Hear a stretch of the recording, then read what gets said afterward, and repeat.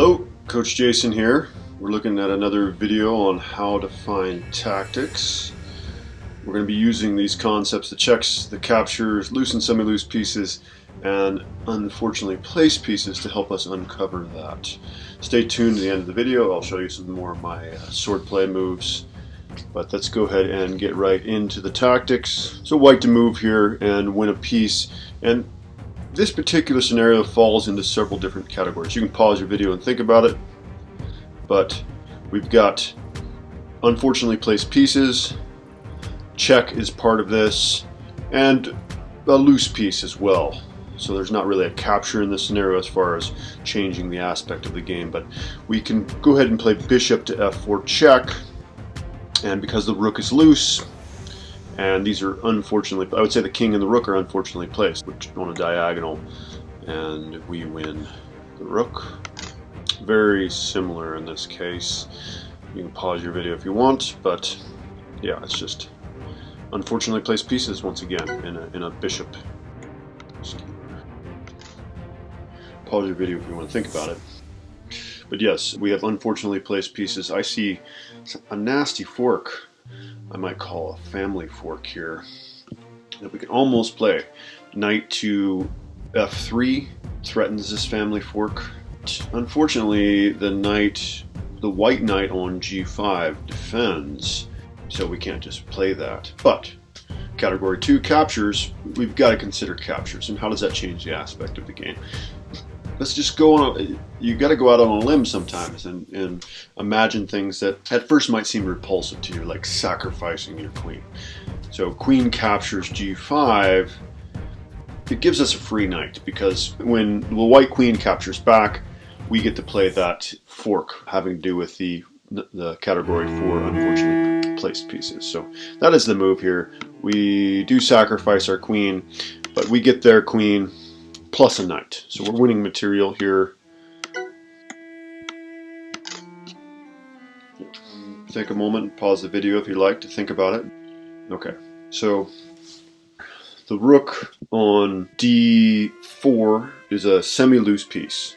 Semi-loose because it is defended by the bishop, but it's attacked by our king. So it is semi-loose, which means it's possible that it's available to tactics.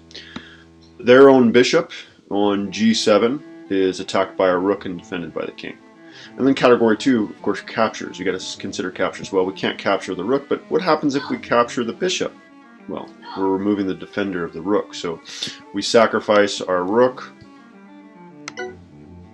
but we end up getting a rook and a bishop for that sacrifice, and we should be able to force a win here. We're going to have to promote one of our pawns. So if you want to think about finding this tactic, you can pause your video. But this is a sort of fork. We don't really have semi-loose pieces, but checking moves, like we want to consider those. So we could almost play, well, we don't want to play queen takes h2, but if we had another attacker on h2, so that pawn is semi-loose on h2, I guess is the way you could look at it. So we got a semi-loose pawn. The h2 pawn is defended by the king. It's attacked by our queen. If we could get a second attacker, it'd be a big problem. So here we can actually play knight to g4, threatening the rook. The rook's defended, but the rook's worth 5 points and our knight's only worth 3. They defend the h2 pawn, preventing checkmate, and we win the exchange. We say it's winning the exchange. If we're exchanging a minor piece like a bishop or a knight for a rook, that is winning the exchange. Alright, so we want to be vigilant about keeping an eye on these loose pieces, and black has not been vigilant. They made a big mistake here. So yeah, you can pause your video and think about it if you like. They have an undefended piece, and we can attack it, and we can attack the queen at the same time. So we have this fork. They're going to save their queen, and then we win the bishop with check. So we go ahead and just take the bishop with check, and we still have a fantastic outpost we can go back to with our knight. You pause your video if you'd like to think about this one. This is kind of unfortunately placed pieces. It's difficult to see. If the pawns were gone, if the D and E pawns were gone here, these guys here, then queen to d5 would be a fork. The rook in the corner is undefended, so we got a loose rook on a8. We've also got to consider capture. So what would happen if we just captured the d5 pawn with our knight? Well, we're attacking the queen, so maybe they want to get rid of that nuisance and they capture us. But if they do that, then we do have that fork. So let's take a look at that. I'm not sure how that'll go down, but we capture. So they don't even capture back because the threat is too great. And now we could actually grab a pretty good spot for a knight, something like this. That's probably all they're looking for. We didn't win much material there, but we certainly improved our position. He's now got isolated pawns. Our knight's in a fantastic spot. This game is ours. I'll pause your video if you want to think about this one. We've got to be on the lookout for number 3 loose and semi-loose pieces, as well as, of course, number 1 is the first thing you should think about checks. So here we've got a check, we've got a loose piece. So the knight on e4 belongs to us. Check. He's got to save the king, and we win the free knight. So white to move here and win some material. Pause your video if you want to think about this one. Clearance sacrifice here is what we would be doing. Category 2, we've got a clearance sacrifice situation. So this ends up being category 2 in general, considering captures.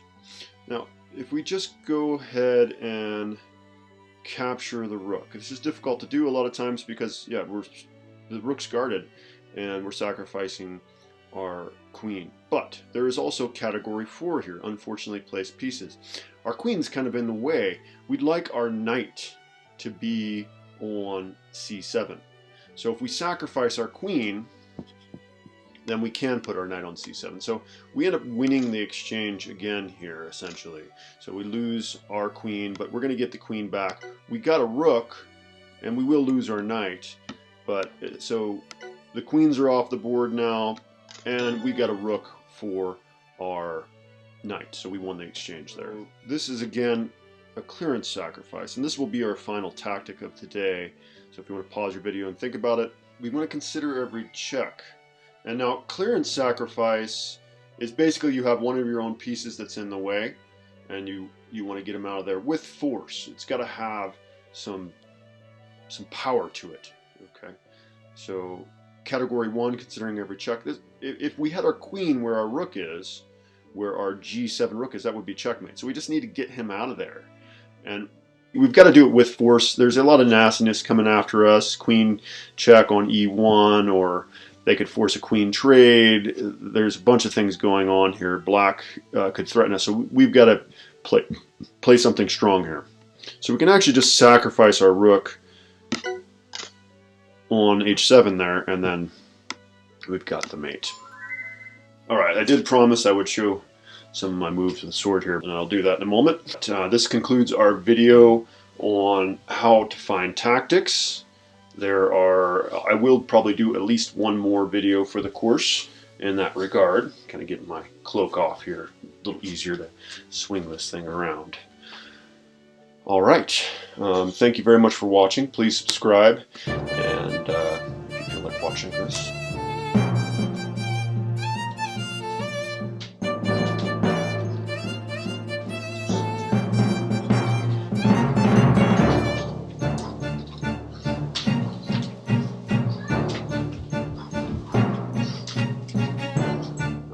Well, thank you for watching.